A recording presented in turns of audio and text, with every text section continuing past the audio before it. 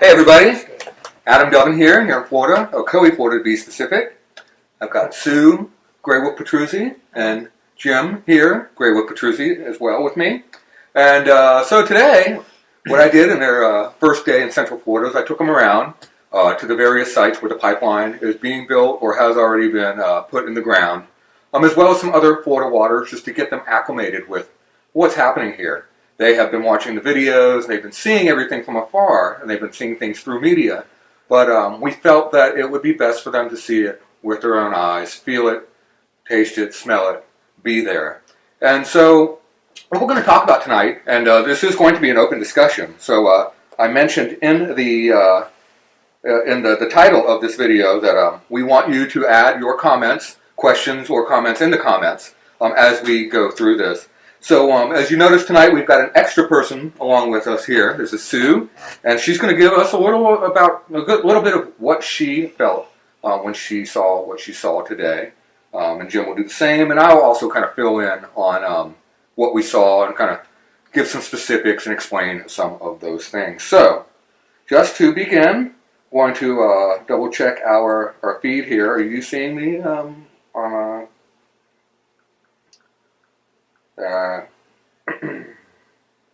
Everybody who can see us, put your hands up. Yeah, there we go. That works. So here we go. I see us. So that's good. Since I see us, that means I can see our comments, and that means that we can move forward with what we're doing here. So I'm going to start with Jim.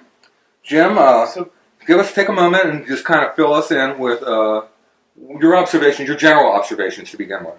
Okay, first of all, anybody who wants to make comments or ask questions, feel free. You can hit me. I've got my phone, and I'm learning how to use it. Or you can hit Adam.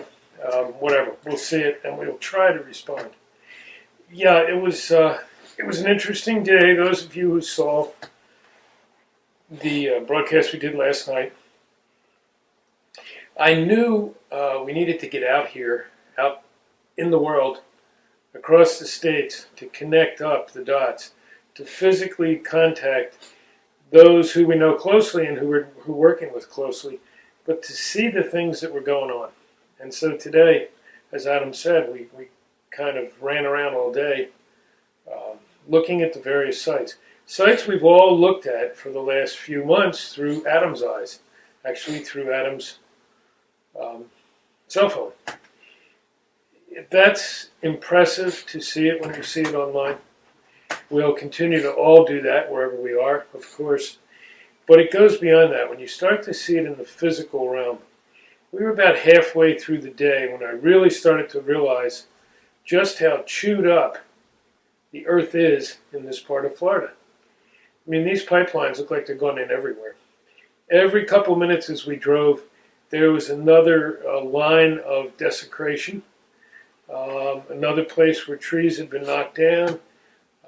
Digging had been done, pipelines were laying across the surface or elevated above the surface. Just next to homes, next to schools. We did some short things on this earlier. You get a much better idea of the comprehensive nature of this assault on our waters and on our lives and on our ability to have clean water when you can spend a day like this going around. And it's important to do this in other areas because Adam sees it every day, just like we see it in Colorado every day, or you see it wherever you are, Standing Rock every day, Flint every day. We're humans, and we tend to then accept what we see as the norm. We may not like it, we're working to fix it, but we don't realize sometimes how extensive things are. We realized that a lot as we drove across country with the different people we talked to. A lot of you commented on the post I put up about the folks we met from Texas as we talked about the Mississippi River. Much of that I didn't know, and a lot of you were saying you didn't have any clue. Those sorts of things were going on with some of the rivers. So today for me was the big picture of this looked like a spider's web. And I was realizing, since I work the spiritual road a lot, and I work with the prophecies, all the prophecies of the spiders who created the earth. A lot of different cultures have that prophecy. Well, this is kind of the anti-hero to that. This is the spider that could well destroy the earth. This is the spider web going out, and Adam will talk about it more later and what could potentially happen from here. But going out destroying large tracts of land. There was one particularly beautiful grandmother tree I saw across the field, right next to some houses, maybe an acre and a half over from a huge school. And she was just standing there, surrounded by the sand that had been disturbed by putting in this line, which the line was still just standing there above ground. Long after they started, because Adam showed this a couple months ago. And so, boy, I just couldn't help but wonder, is that tree going to be standing when they're done? Or have they destroyed the roots already? Or will they pile earth around it and so kill it? You know, who knows? Who can say? But it's impressive to go that way. And I guess, I'll give the talking stick to Sue. Let's see what she was thinking as she saw this. No, I walk as a deer, but I've got the spirit of a wolf. And this was very eye-opening for me today because I haven't really been involved in anything of this nature and really seeing what is absolutely going on out there in our world today. And it's just, I like to take some time and just ponder and just kind of put my thoughts together. But with today and everything that we saw, it just it really touched my heart in a way that was very, I was very sad to see what's going on, especially what's happening to the Earth Mother, what they're doing. These huge fences, these tall fence things, I don't know what they are, that they hide what they're doing behind. And, we see those in Colorado too, with the fracking that's going on. And the amount of space that Earth that has been churned up and the size of these pipelines that are going through, it's just incredible to know that this is happening, and it's all happening for the love of the almighty dollar. And I don't understand why, and it just it really bothers me to just be exposed and have to know that this is happening. And what's the future going to be like for our grandchildren? I've got 4 grandchildren. What about their children? What kind of future is there going to be? These pipelines are going under swamp lands here. I mean, Florida is water mostly. I mean, there's, it makes no sense to me. They got to see that. It's all water around here today. It's all water, and I noticed that as soon as we started driving through. And I just, to be putting these, and you look down into these big gaping holes where they're putting these pipelines, and you see the water just floating in there. It's an accident waiting to happen, and it's going to, and they just keep moving forward. And our system as it is today, and with the people in charge, it's going to be a rocky road. But all of us can really do something.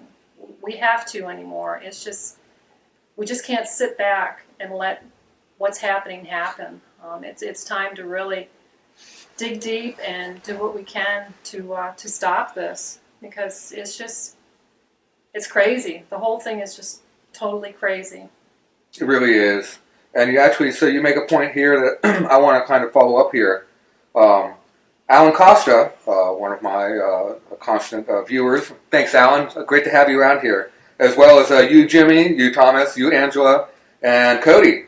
Good to see all of you. If I missed one of you, Mirella, good to have you here. Salemi, Bernard, thank you, Bernard.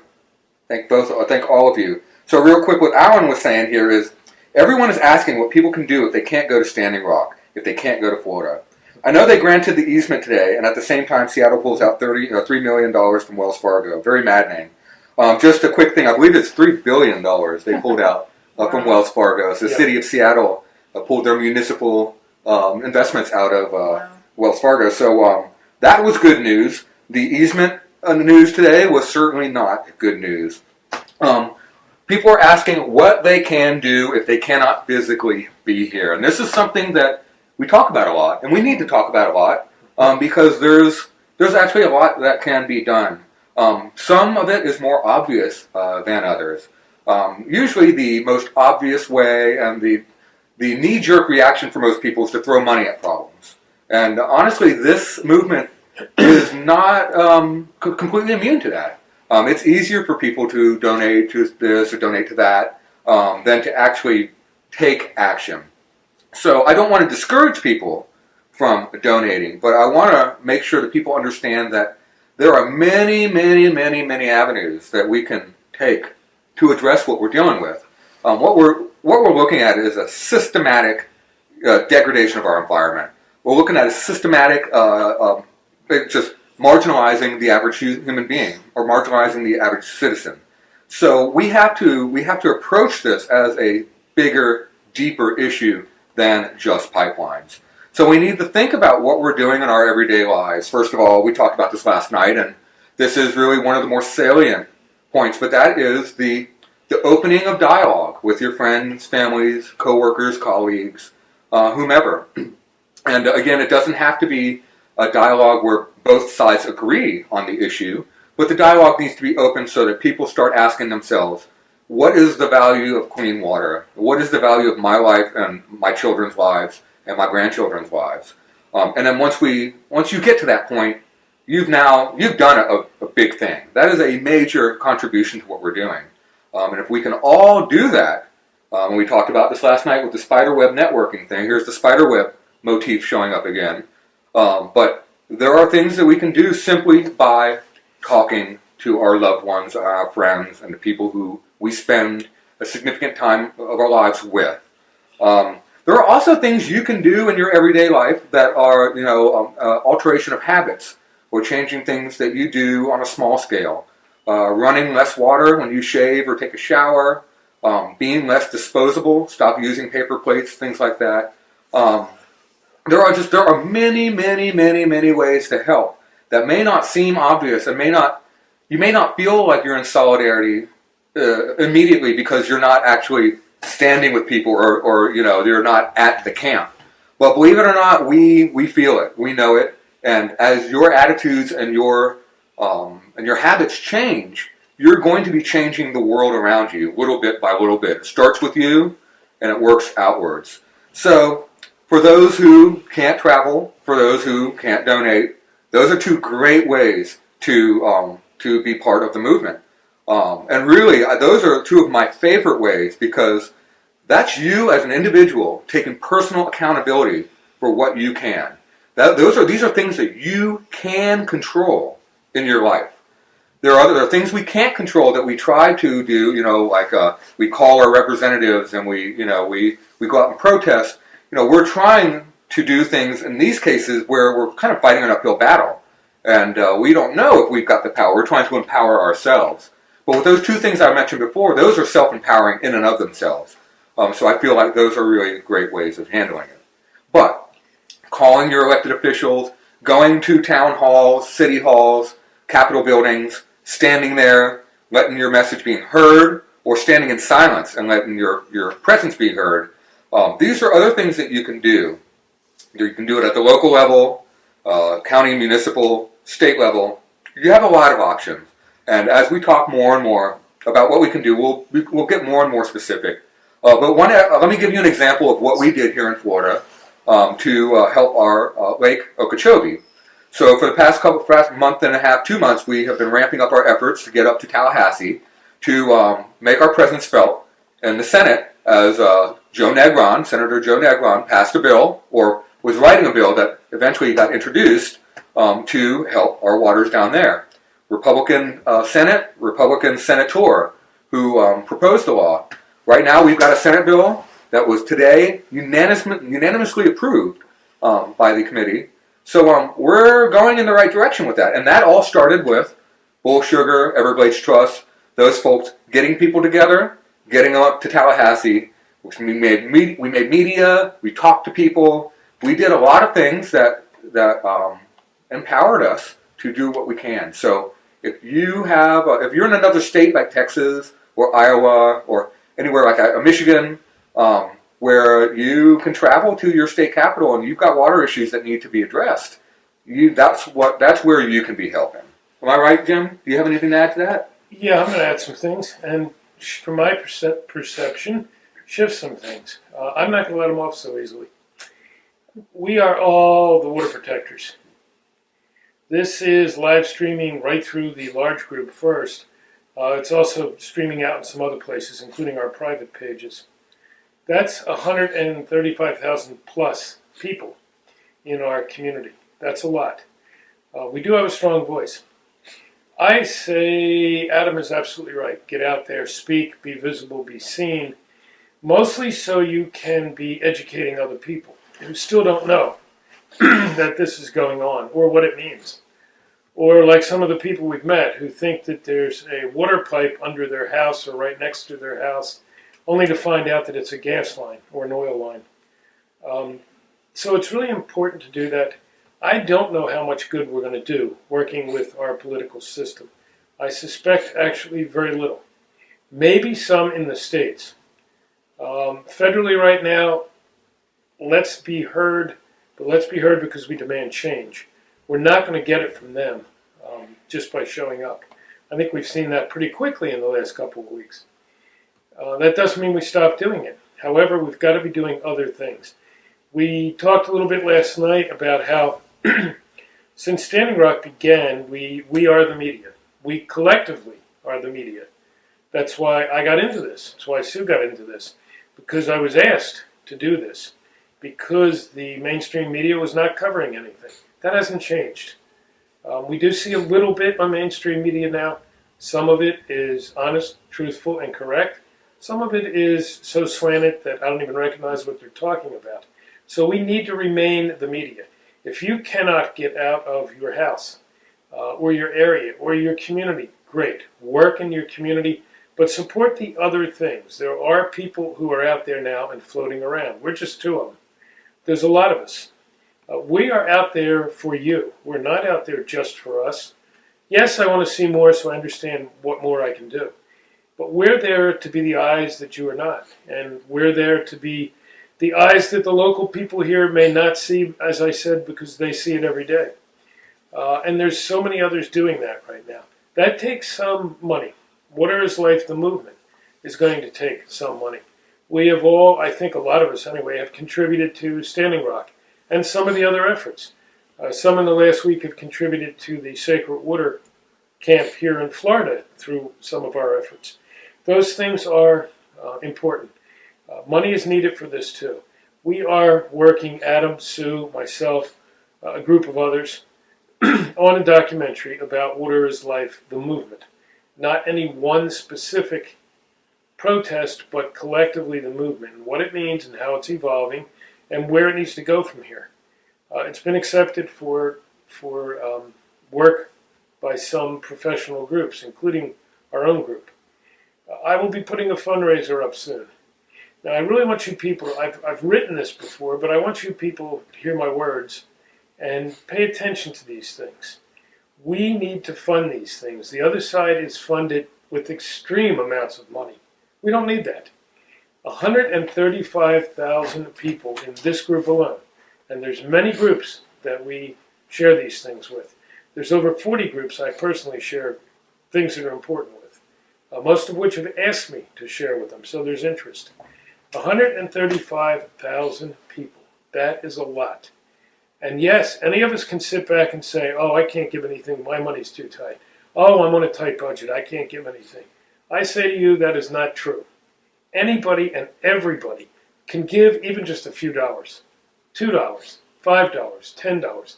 We all can do that. Soon I give each month, and it's not easy. We are on a fixed income. And we're doing this work now. We're putting what we have into this because you heard Sue. She's worried about her grandkids. I'm worried about my grandkids. Boy, the more we work on this, I'm worried about myself. Are we going to be here in 5 years, 10 years, 20 years, if I even last that long?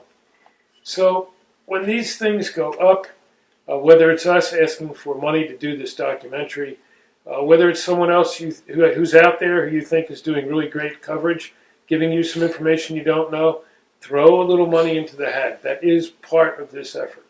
And throw your support in many ways. Say something. Say what you think. Ask a question or make a comment. We all have backgrounds and information. Yours is different than mine, than Adam's, than Sue's, than the person sitting next to you. Put those things out there.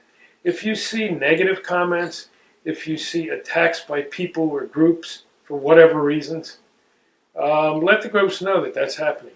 We need to keep all of these groups positive and focused and moving ahead. There's been disharmony. You've seen the writing about it. It's coming from Standing Rock. It's coming from the groups, including ours. Some of that is planned. Some of it's not. Some of it is just people who cannot step up to what is needed, and that's everybody coming together. So I would say, do exactly what Adam said. Get out there. Let your voice be heard. Make phone calls.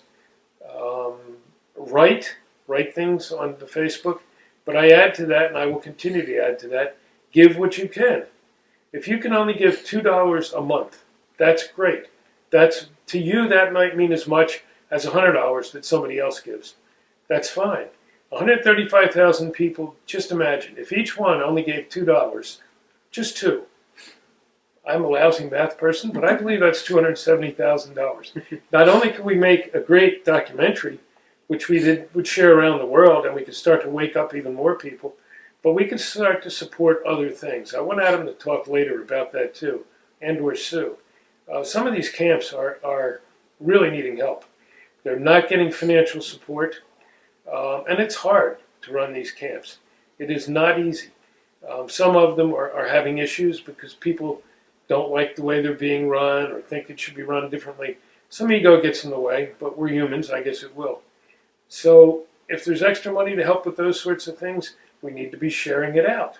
I want to be in a position as the Water is Life movement that we've started, that if a camp comes to us and says, here's what we're trying to do, and they list it out. Our roadblock is, we only need $5,000 to do such and such, $7,000, whatever it is. I want to be in a position that we have money, we collectively, coming from all of us, sitting there in an account that we can say, okay, we will tell the group we're going to do that. Here it is. Go do what you need to do and take the next steps. That's my thought on this part. What do you think? I shift. Talking statement. Or go somewhere else with it. I was just thinking about the community part, what you can do. Just having pieces of paper to hand out to people. When you're in the grocery store, just talking to people. But most people are just uninformed of really what's going on around them. They watch the news and they read the papers, but you can't hold those as truth and gospel. And unfortunately, and it's very unfortunate for our society these days. But we have a group back in Colorado that the Water is Life movement group that is creating flyers, and we'll have business cards, we'll have different things that we can actually go out and just hand out to people at different places just to get the word out of what's truly happening and going on in this world. And it's so true. It's amazing when and this is how the universe works. When you give, you receive also. So by just giving a few dollars, you get back, I think it's like trifold or 3 times that.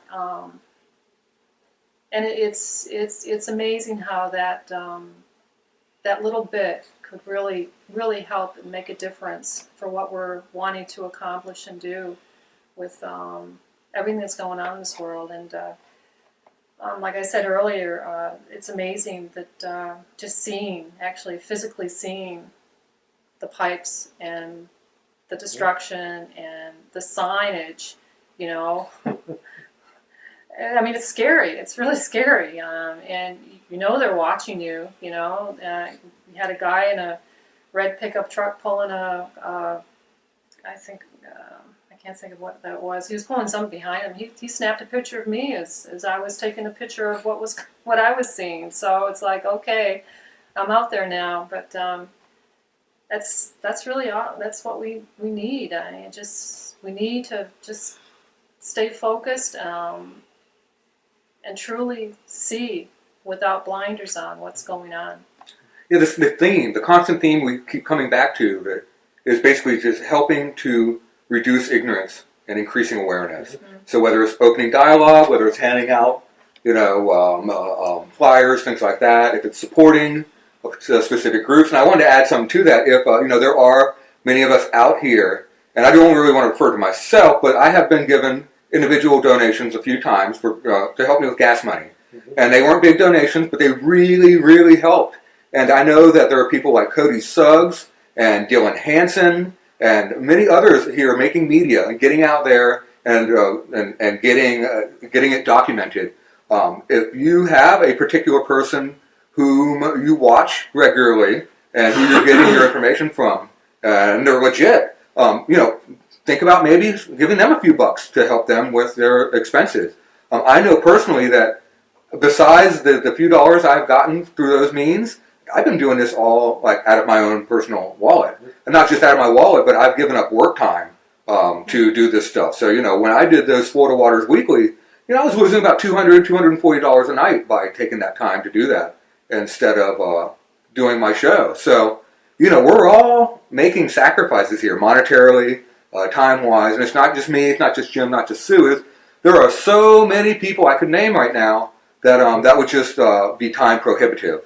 But one of these days, when I get the chance, I will. What I want to do, though, real quick, is get back to the comments. And so I want to run through here real quick on some of the comments we got. So Rick Sinclair, when she was talking about the tree, he said that he will pray for that tree. So that's nice. I like that. Alan Costa said he just learned that their governor up in Rhode Island approved fracking for a natural gas company. So he says we're going after them now. So that's good. That's an example of what you can do in your area to fight for the cause. Now, Morella asked about the media. Why the media blackout? Well, one of the main explanations for that is that the media outside of NPR and PBS are all privately owned. So if they're privately owned, they have investors. If they have investors, those investors could be linked to oil. I haven't taken the time, and it really is an exhaustive search to look through every media company, local, mid-level, and national, to see all of their investments. But I can guarantee you that, much like some of these other entities, the city of Seattle had $3 billion worth of Wells Fargo. So there's an attachment there. There is a money trail, and that's one of the bigger reasons why the media is not covering it. The other thing is ratings. Because it's just not in the general social consciousness right now. These media outlets, they're all about ratings. So they want whatever is going to get the best ratings. So if the pipelines are third or fourth on the list and they're only going to do 2 stories, guess what gets cut out? So, but as we serve as the media, we are raising the public awareness, the public consciousness. And there will come a point where people will not just want, but they will demand to know what's going on with these things. And at that point, the media will have no choice but to cover it. But until then, we're kind of on our own because, again, we're fighting against the big dollars. So that's my succinct answer to that. So let's roll through here a little bit more, try to answer as many of these questions as possible.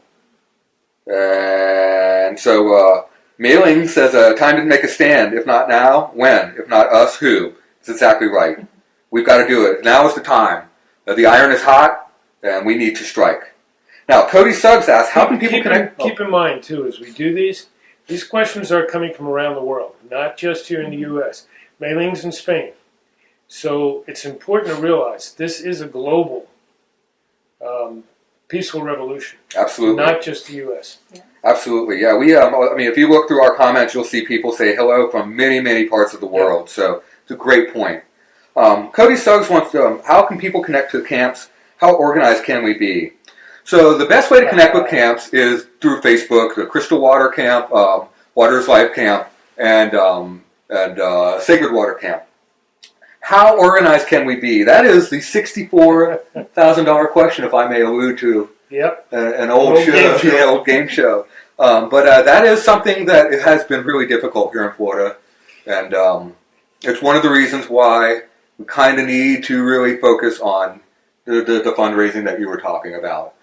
We have one camp that was a training camp that we wanted to keep up regularly, but we're probably going to have to reduce it to an intermittent camp. And part of the problem is that we were just not able to get sufficient support for it at the time. And it's not so much there's a lot of aspects to it. And we had been working for a couple months to find this spot, and we actually got a lot done while it was open. But it is not an area of the state like the Springs, where it's the exposed portion of the aquifer. You've got the rivers and the streams and the springs and such, where people are constantly going. I mean, we're talking about an area that's kind of, St. Cloud, Kissimmee, which is close to a lot of great waters, but that's not what people go to that area of the state for. So we're going to be looking to put some more support behind these camps, but we're also going to sort of revisit our strategy as far as these GoFundMe's and these fundraising efforts, because they're kind of hit or miss, and we also want to be sure that we're as legitimate as possible, that we come across as sincere as possible, and that everybody feels like this is the right thing to contribute to. So we want to make sure we strike that correct balance. And if you're concerned about the funds that we're raising, the funds are being run through a nonprofit, which has complete, utter transparency, and we will strive to be sure that we maintain that transparency and make sure that everybody has access to it. So the money handling part is never fun at all, and while we don't cherish it, it needs to be done, right? So let me check a few more. Let me hit some of that one before we move on. Sure. The camp one is one that I've been thinking a lot about. Standing Rock, an incredible camp. Several camps within one camp, but it was all in one place. We may have mentioned this a little bit last time. The camp system needs a lot of thought, a lot of energy. Maybe there's other ways we can do some of this as well. I'm not sure what they are yet, but it's more and more becoming clear, not just here in Florida, but everywhere. Camps are difficult to get going. They're difficult to fund. They can draw a tax. I mean, on and on and on. And sometimes they're not backed fully, even by those of us who say we are supporting water is life, which hopefully that will also change.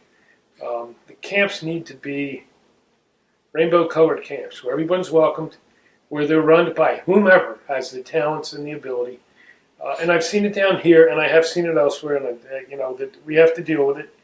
The camps that say they want to be just native, or that say they don't want to be native, or on and on and on. We need to move away from that. Camps need to be camps.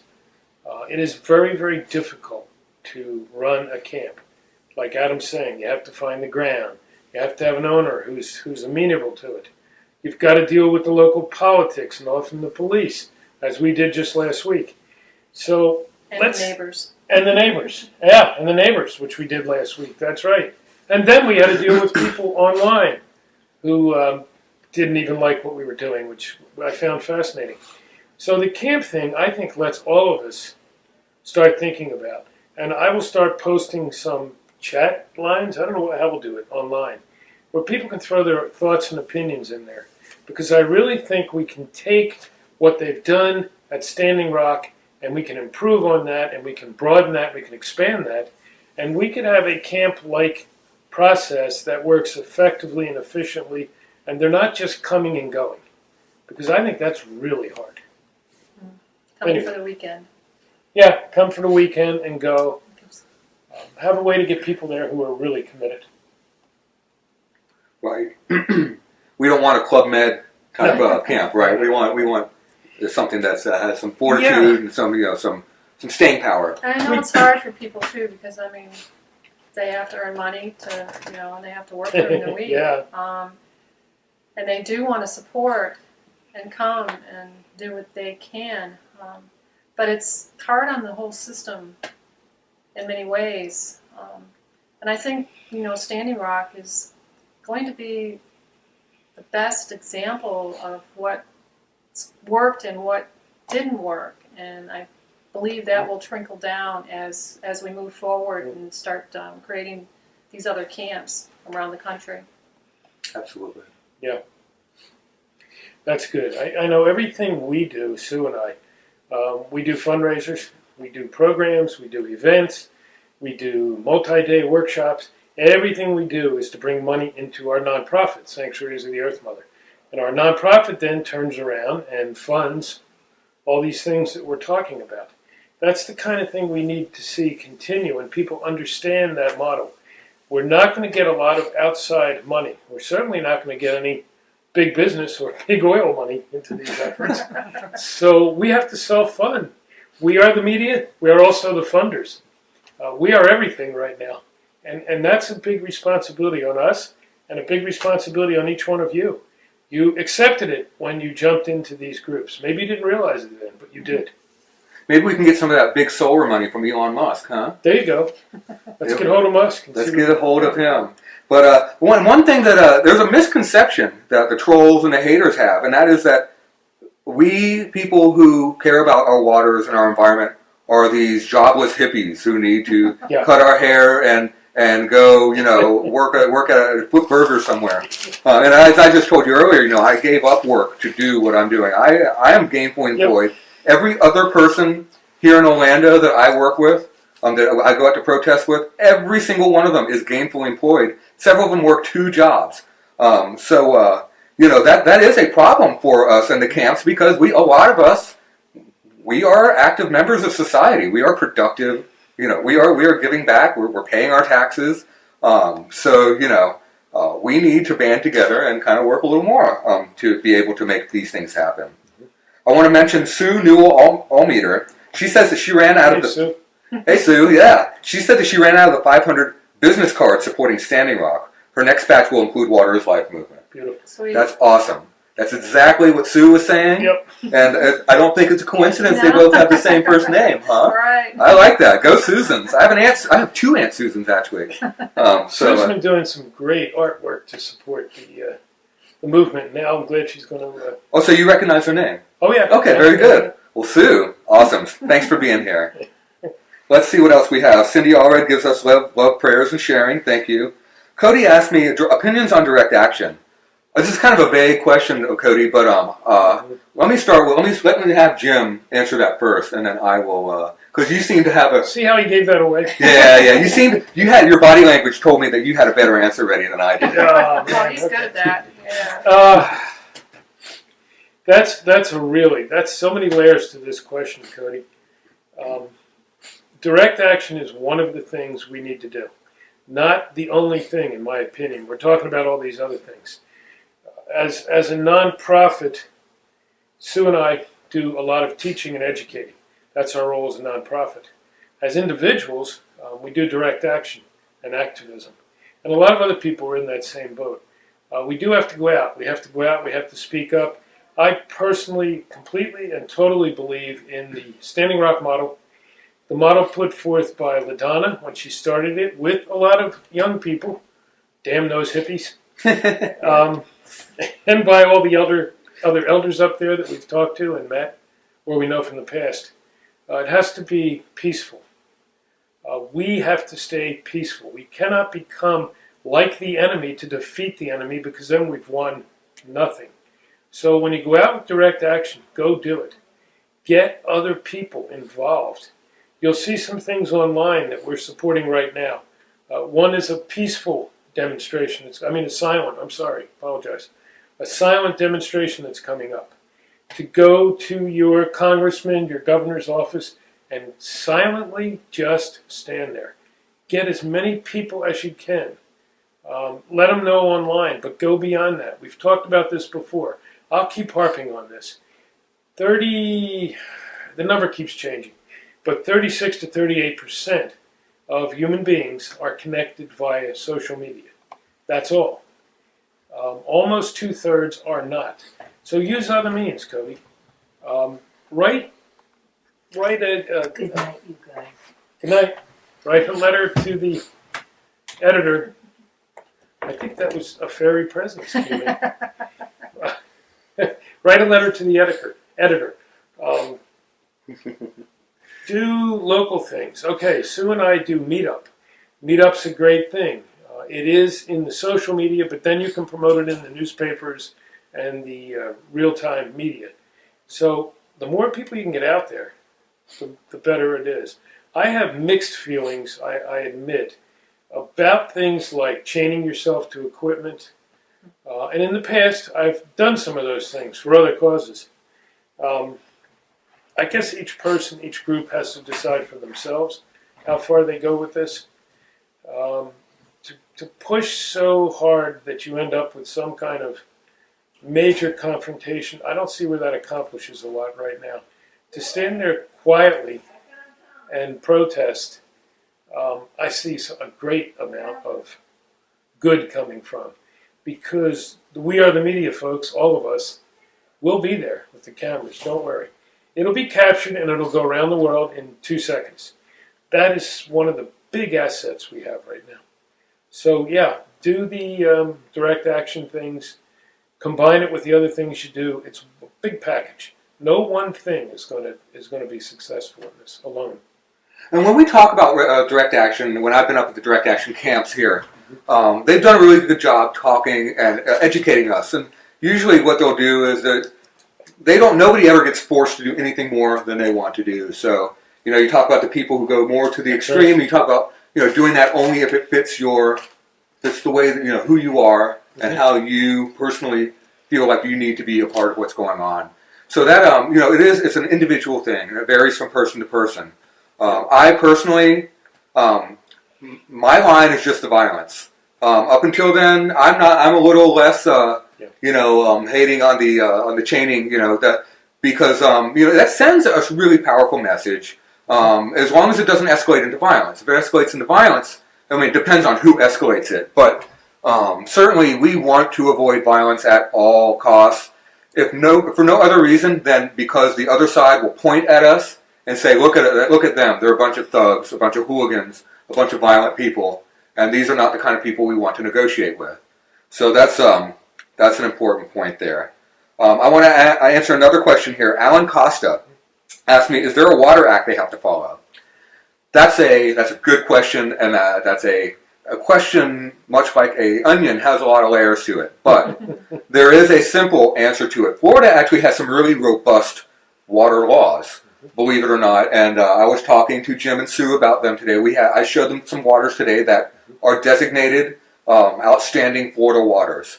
Other waters that include this designation include the Santa Fe and the Suwannee rivers, which are being drilled under by this pipeline. So, a quick summary. The term outstanding Florida waters refers to a body of water that has significant cultural, economic, and aesthetic value to the state of Florida.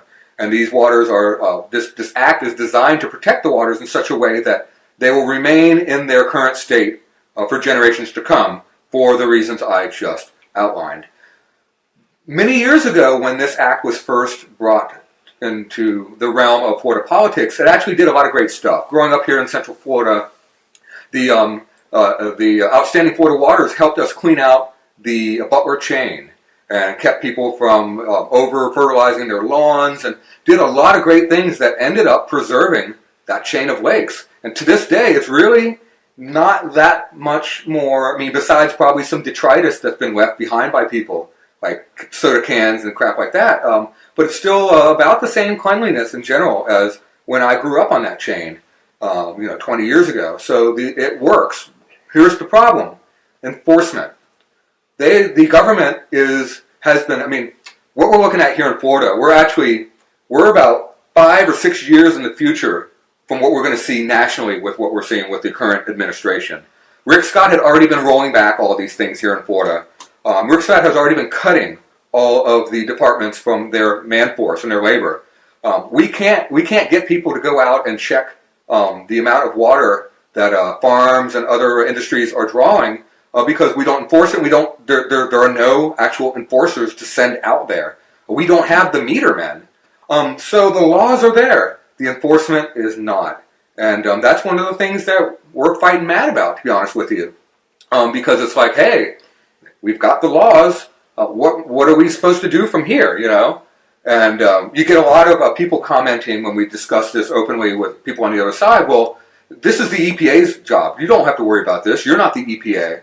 And I wish that was right. I wish that we could say, you know what? Yeah, we have an organization, a department in our government that is dedicated for taking care of this stuff, and then we can count on them to look out for what is best for the citizenry.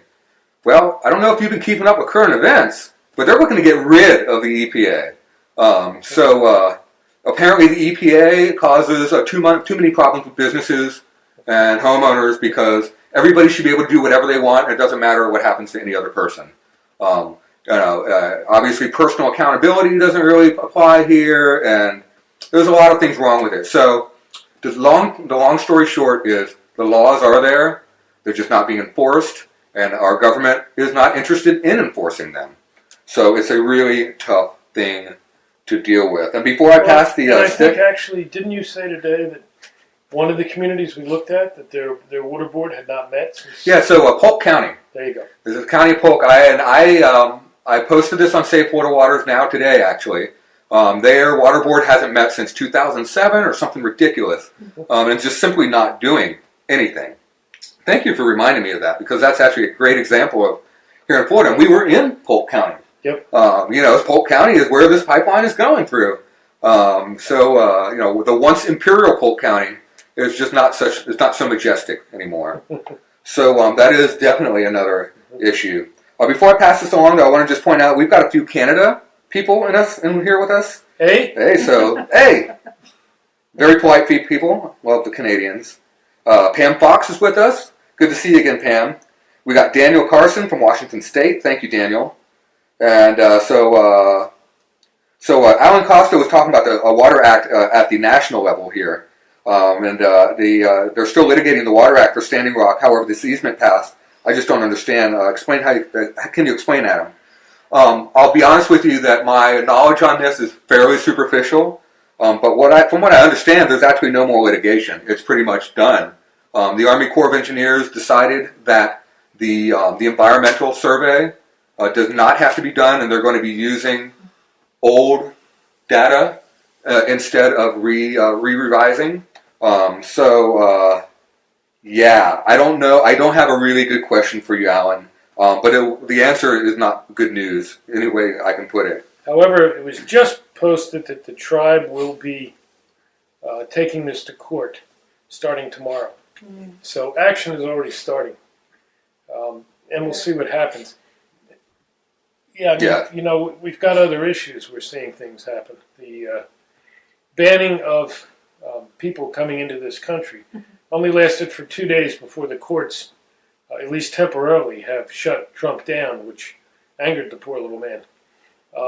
So there's no guarantee that this will hold. We'll see. We'll see. It's all we can do at the moment. There's no guarantee until it's actually done. That's right. Yep. So Sue Newell Almeter mentions here that just remember that GoFundMe takes a percentage of donations. Let's find a way you get every penny. Well, for my personal donations, I just do a direct PayPal. I'm not terribly comfortable with it because people, it gives the impression that it's, I don't know, it feels a little less legit, but I don't like the taking of the 3%, 3.5% either. So when I mentioned earlier, if you want to directly donate to like Cody Suggs, Dylan, myself, anybody who's out there doing these videos, writing these violations. So Ronald Reedy would be another person you could directly donate to. I got a lot of names of people who could use those donations, and if they're not set up with anything, I will encourage them to just set up their own PayPal account with a direct payment option where you get the money straight. No, there's no fees or anything like that. PayPal doesn't take a little? PayPal, if you do a PayPal friends and family transaction, there is no fee and no percentage. So that is one way of doing it. So we may move forward doing it that way, just with a good narrative to go with it, so people understand, what we're doing. The thing about that, though, is the GoFundMe actually does work for you to help promote you. And if you do it with a PayPal, you've got to do it yourself. That's right. There is a mixed thing there, and we do both. We have a PayPal we do through the website of the nonprofit, and we do the GoFundMes. GoFundMe does promote you, does push it out there, so they tend to build more donations for you. I truly don't mind as running some of these things, especially our nonprofit. If they bring in an extra 30% and they take 6%, I'm really fine with that. I'm not against business per se. I'm against destructive, world-destroying businesses. So if you use a GoFundMe and it works in that fashion, that's great. PayPal also works, and we have a lot of people who want to use their credit cards, and then we send them to the website, and they can use that. Others occasionally will send a check. Not often. We may ask for a little more of that now because prices are going up to do this stuff, believe me. So, yeah, use any of those means, I would say. Right. It's better to get 90 cents on a dollar than no cents on Right. a dollar. You gotta be money wise. Yeah. Don't be penny wise and dollar foolish here. Sure. And I think that idiom works perfectly there. What about you, Sue? What are your thoughts? As far, You don't have to have a thought. I just want to make sure we're including you here I'll and jump in when not doing that when man I'm ready. thing. Yeah. No, I'll jump in when I'm ready. Thank you. Okay. So Rick Sinclair adds here, people can fundraise too with dinners, tag sales, etc. Yep. Thanks for bringing that up. We actually, so there is something coming up. I don't remember the exact date, but it's in Jacksonville. That the proceeds will go to helping the Sacred Water Camp. And I'll try to get that link into the thread after the show here. But I also want to point out, we've been in touch with Devon Evans, who is a former member of the Bob Marley Wailers.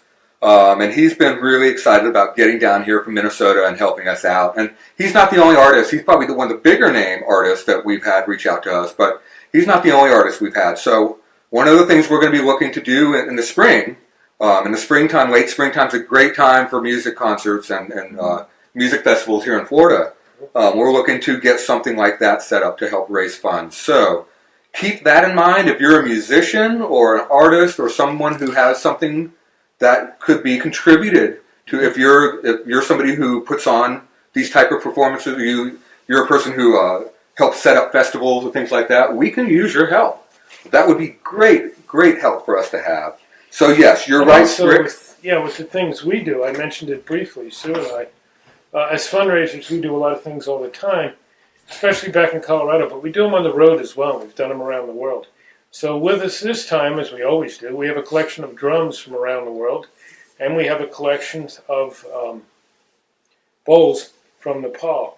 So we do events with clearing and healing and working with water spiritually, which we love to bring, and we ask for donations, which again goes into the nonprofit to help us run this thing.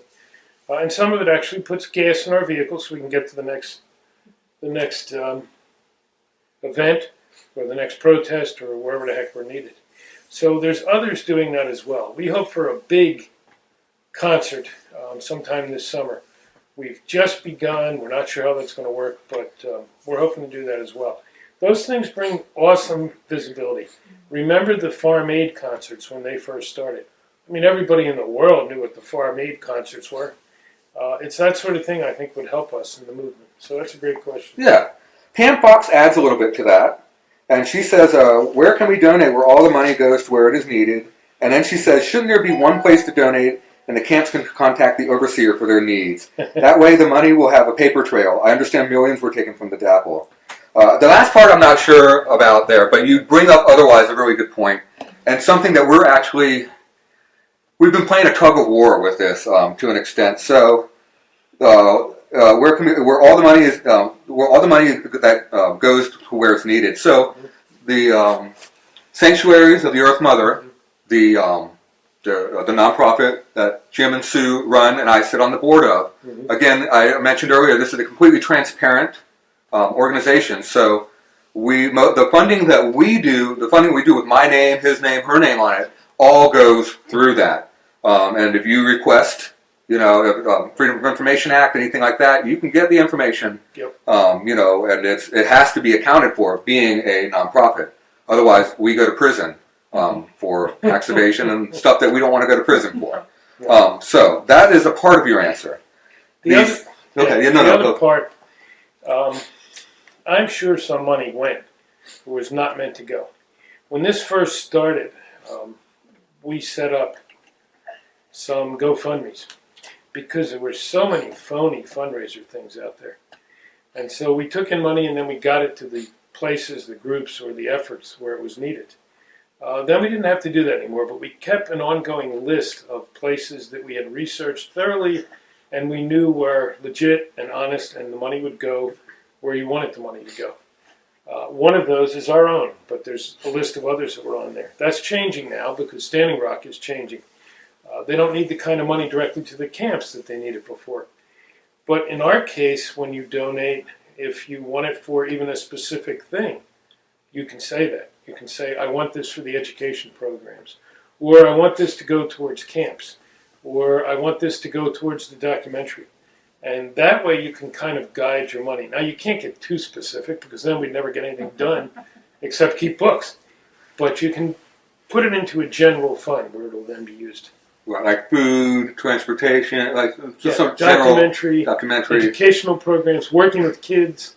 You can do any of those. But you can't demand like, I only want this money to go to use free-range, cruelty-free eggs, at the camp. Like, they can't be that specific. No, because then we'll send your money back. It's too hard to do. It's just too hard. Yeah. Too hard. So Chester Roman Wolf says hi. He's watching us. Hello, good Wolf. to see you, Chester, buddy. It's good to hear from you again. Haven't seen you since the Swanee action, so it's always good to have Chester around. So Alan says here that this is a worldwide movement now. The time is now. We must all work together, and I believe we can achieve what we're all doing. You guys have my support, and Cody Suggs does great work also. See, again, and Cody doesn't get enough recognition, so I don't have a problem repeating his name. But the first part of that is extremely salient and very important, that the time is now. We do have to work together. This is a unity thing, and that's why we talk about all the colors, not just exclusive colors. And we talk about, and this is why we talk about talking to your friends and family and colleagues. It's everybody. Even if they don't agree, we still need to get them into the dialogue. A one-colored rainbow would be really boring. Yes, it would, wouldn't it? I mean, variety is the spice of life, and so we need a variation. It makes being human being human. Otherwise, we'd be robots, and we're all afraid of that robot future. So let's avoid it by not being robots ourselves. So Sue has another comment here. Do what I did and have Vistaprint cards made to hand out. $20 for reaching out to 200 people, and they pass it on. Well worth it. Excellent point. And, one of the things, so that's a great thing to do. If you are like me and you've got kind of a thing about paper waste or waste in general, one of the things that's kept me from getting the business cards is I have this thing that I'm afraid that's just going to go in the trash somewhere. So what I do is I actually have a bunch of laminated 8.5 by 11 sheets with educational material on it. So I can sit and talk with people. I can take a dry erase marker and write on it, draw on it, and some of these educational materials include the way the aquifer is structured, water flow, infographics, things like that. So if you're like me and you're not just all about you're kind of, I don't know about handing out paper, there are other ways to do it. And so that's the way that I have approached it. And so far it's worked pretty well.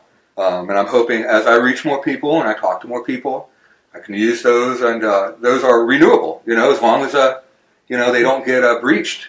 They do have plastic on them, but it keeps that paper going and going.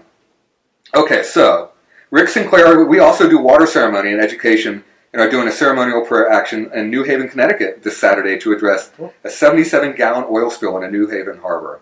Yep. Rick, you're kicking ass, man. That's great. I keep it up, and I keep telling us what you're doing, because it's really encouraging to hear that somewhere, far away from here, New Hampshire, I mean, we don't really hear about New Hampshire very much, do we?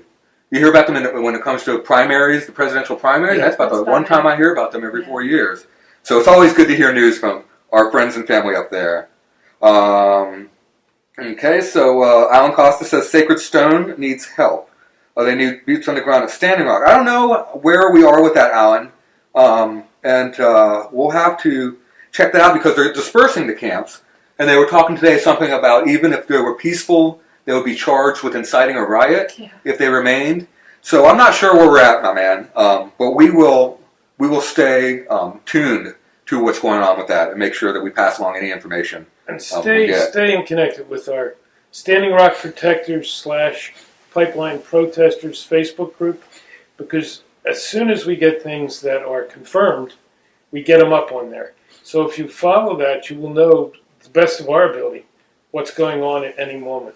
I would not personally go heading to Standing Rock right at this moment. I want to see more of what is going to happen and what they need. Won't do them any good if a lot of people show up, but they can't do anything because the blizzard's still going on, or people are being thrown out of the camp or anything else. So I would say hold a bit. But the other thing you can give, and I've talked about this often, another one we've heard from all the others there, and what Sue and I heard from LaDonna first time we met her, send prayers. Mm-hmm. Don't go physically at the moment, but send prayers. And I mean several times a day. Stop, pause, send a prayer. It only takes a second. You don't have to do a big, elaborate, religious prayer. Connect with your Creator, however you see or feel that, and send a prayer to the people at Standing Rock. Yep. Rick also mentioned here to target the children with educational messages. Parents listen to their children more than they do strangers. Man, that's a great comment. And I'm happy to say that Elena Marshall, one of our main organizers here in Central Florida, Orlando, has actually started that. We had, I think it was about 3 weeks ago, maybe a full month ago, where she organized a bunch of folks to go out to the school near the pipeline and talk to the kids and talk to the parents. Handed out flyers and did stuff like that. So you're on point, man. You're shooting 100 there, Rick. That's exactly what needs to happen. And so the children are our future. And a lot of the people that we're dealing with have already been conditioned into their ways and are already kind of stuck. These are the old dogs we're trying to teach the new tricks to. Let's try to get to the young pups and teach them the correct tricks. So great point, Rick.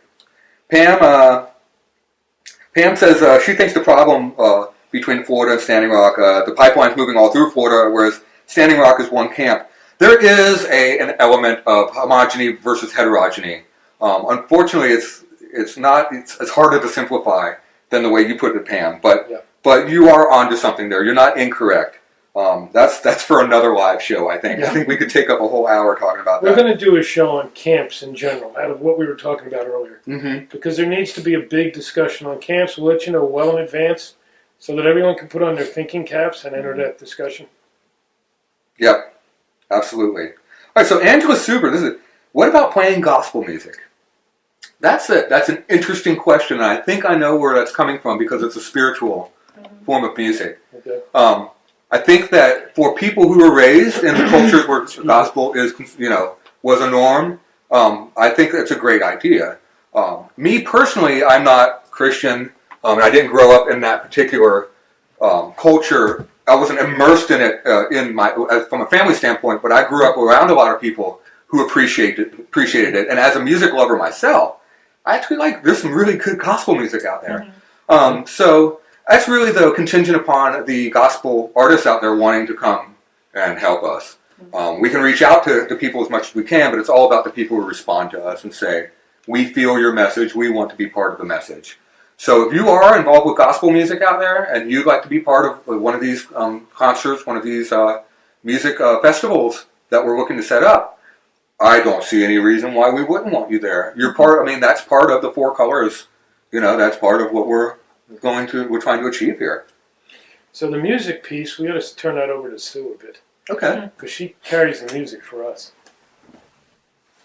Well, it's important. Every culture, everybody has their own way of their own music, their own song, their own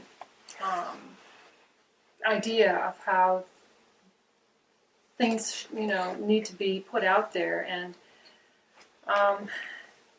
song is just so important because when it can come in many different ways, and most of the songs written today, they come from the heart, they come from situations, they come from what's happening in the world. Many songs have come out of this Water is Life movement, and they're amazing and they're beautiful. And they're almost like gospel in a way, but it's their own. It's each individual's way of showing their spirit, just telling a story. So it's just it works. It really works. It does. And there was a second comment about just reaching out to the Christian community in general. And I will tell you, so this is again Angela Suber. And Angela, I appreciate that, and so when I was up in the camps, Water's Life Camp, there was actually a lot of churches right near where the camp was, and we were there on a Sunday. And I made a suggestion that we should go canvass, the churches, especially on Sunday when they'll be there, and probably openly receptive to a peaceful message. Unfortunately, we didn't motivate when we were up there, but that's something that's remained on my ledger.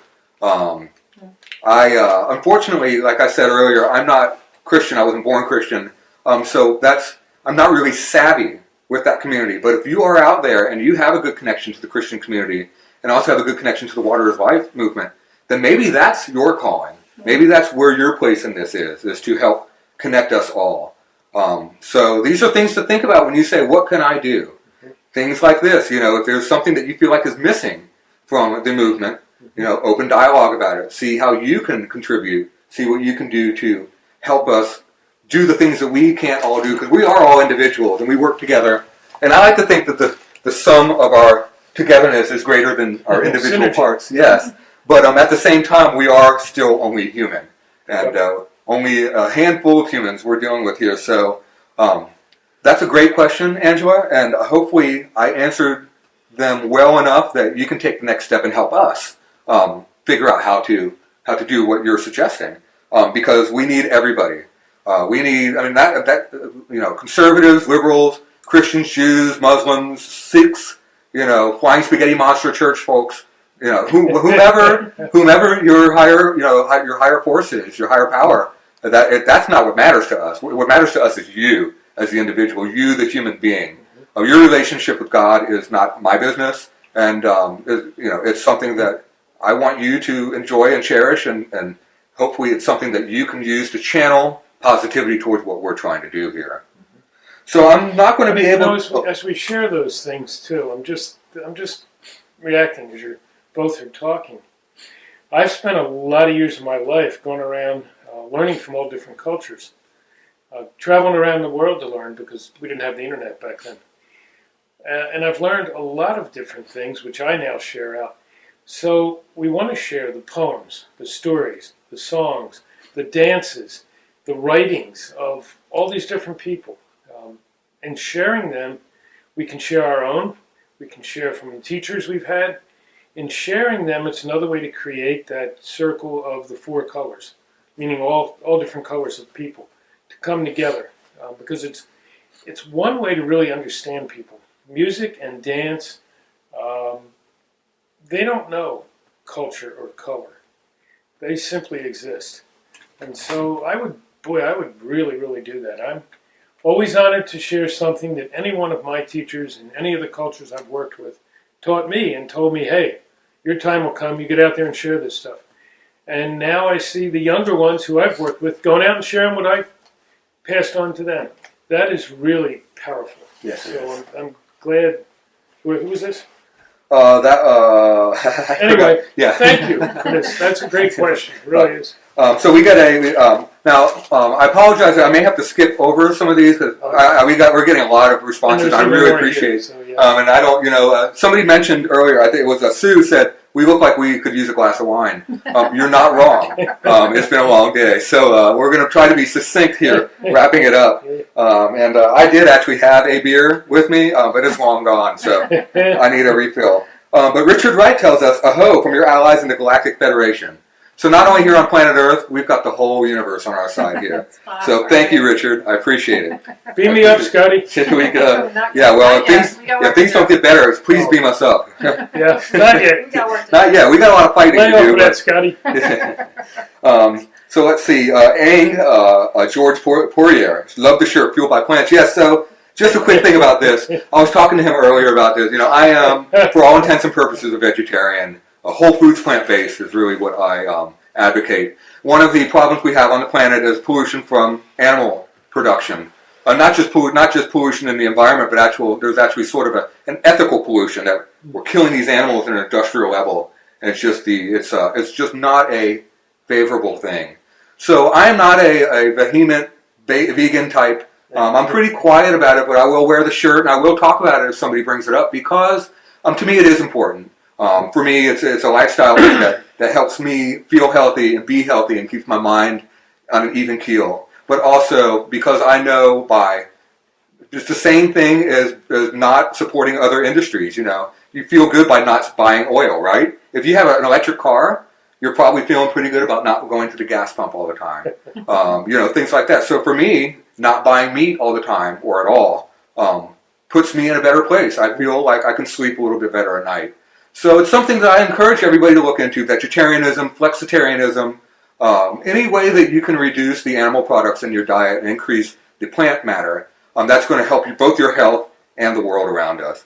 And it preserves water. It does. It does preserve water. It really does. These cows require thousands and thousands of gallons, not just for the cows themselves, but for the feed and everything, just to produce a few pounds of beef. So that's a great point as well. So, but I still eat meat, I admit. But yep. I mean, it's way cut down. It's the old dog's new tricks thing, isn't it? Oh yeah, it is. Oh yeah. And up in North Florida, one of the big problems we have pollution-wise are from the dairy and chicken farms, and so all the nitrites that are leaking into the aquifer and coming back out the springs are coming predominantly from these dairy farms, these beef farms, these chicken farms. So thank you for pointing that out, Ange. Valerie Ross says, "Love you all, Minnie Wakoni, fellow Earthlings." We've got another one. So thank you, Valerie. Same to you. Erica says that treeless paper can be purchased. It's highly sustainable, made from sugar cane, and a great option for flyers. Just say no to plastic or covering things in plastic. So I can empathize strongly with the covering things plastic, avoiding plastic. And I also want to mention that I'm actually a huge fan and proponent of sustainable forestry. But part of that model requires us as consumers to return the paper, return the cardboard to its rightful place, and not into the landfills. So even if the material itself is sustainable, the sustainability truly comes from the end user and how they treat that material when they're done with it. So that's my beef, Erica. So thank you, though, for pointing that out, because you're absolutely correct. You've got bamboo, sugar cane, there's other organic forms of cellulose that we can use. So let's see a little bit more. Sound going dead. Okay, I hope that's... That might be us. Picture stop too. Okay, well... I wonder where we're at. So we're pretty close to the end here. I'm going to get up real quick and just see what I see up here. And it looks like we're still going. So anyhow, we'll go ahead and wrap up here, though. So tomorrow, we're not entirely sure what the next step will be, but we will be sure to keep you in the loop. So expect a live feed somewhere in the late morning where we'll get back to you all and talk about what our goals are here in Florida and how you can help us reach our goals and how we expect to do the things we need to do. Yeah. All right, so Sue, you have anything left you want to add before we adjourn this? Just hang in there. It's great that everybody is, connecting to us, and it's amazing that people from around the world are with us and listening and wanting to help support and do whatever they can. And it's just thank you for being with us, and just have a great rest of your day wherever you are. And Jim? Yeah, another good broadcast here. These mean nothing unless you all are sitting out there. So if you get anything from any one of these live streams we do, please share it with your groups, your friends. Again, that's how we get the message spread. That's the spider web. That's that going out there. Exactly right. So put it out there, get it out there. I didn't get to, I will tomorrow. It was, oh dear. There's so much. I want to say it was Frank who chipped me in on this. If I have your name wrong, I'm sorry. But told me about some of the things that was going on with the newspapers and the petroleum energy, and sent me to an article in the USA Today yesterday, I think it was. So I've got that with me, and I will comment on that later. because it really relates again to this we are the media. What's going out in the mainstream media is, in good part, garbage. It's lies, or it's misrepresentation, or sometimes even worse, it's partial representation of the truth. And so hang in there, check your sources. Adam's talked about this last night, and we will And I will talk about it a lot more. I can assure you of that. Some of these things we're going to really keep hitting on, and you all should be too. Yeah. If your friends come to you and say, wait a minute, and we all have friends like this. Oh, God, Sue and I have a handful of them. Well, I saw in the paper that these pipelines are perfectly safe. They can't print that unless it's true. You have that mentality out there. Eyes rolling out of my head. Yeah, or drop out. So you really need your facts in order to say, don't say, God, are you nuts? No, don't go there. But say, look, let me have you think about this and point out some things, because there is that mentality that if it's in the media, if it's on TV, it must be true, because they couldn't put it up if it wasn't. Wow. Okay, that's all I have. That's some dangerous thinking. You certainly want to. Those are the people you want to open a dialogue with, because you want to immediately get to them. But if there's a chance they actually may be reasonable people, and they may actually come around to the fact that they can't believe everything they hear on TV. You feel like that's a lesson that we've known for a long time, but perhaps not everybody is on board with that. So, that's exactly right, Jim. I mean, what you said was spot on. So, so what I'll add here is basically I felt like this was a really good live stream. The interaction we had with the audience was fantastic. It was everything I expected, and so we will certainly work on doing more of these. I want to thank everybody for being out there. Thank everybody for their support. I want to thank everybody who's out there, the boots on the ground doing these things. I've named a bunch of people already, and I could continue to name them, like I said earlier. And one of these days I will get around to making sure that everybody is recognized. But for the time being, if you know me and I know you, and even if you don't know me, know that I am appreciative of what you're doing, and just please keep doing what you're doing. And hopefully, if you're not doing anything or you're wondering what you can do, we gave you some paths that you can choose from tonight. And don't be afraid to use this broadcast as a piece of reference material. And we covered a lot of really, really good information with a lot of just straight fact. A lot of just things that you can go back and reference and say, yeah, you have a question about one of the things we discussed. We've got some answers in here. So this is what we're doing. This is what we're supposed to be doing. So it's been great. We're all going to check out for tonight. Not everyone's going to get that glass of wine, but we'll all get some good shut-eye. Sounds pretty good. But tomorrow will be another day to chase pipelines and save water. So hopefully you'll be tuned in when we go live. We'll try to give you some head notice. Some warning. Yeah, some forewarning. But otherwise expect it late morning here in the Eastern time zone. All right, so this is Adam Dubbin, Jim Graywolf Petruzzi, and Sue Graywolf Petruzzi. I guess they want me to speak for them. We're signing out here. So everyone, have a great evening. We'll catch you soon. And Minnie Wachoni. Minnie Wachoni, water is life.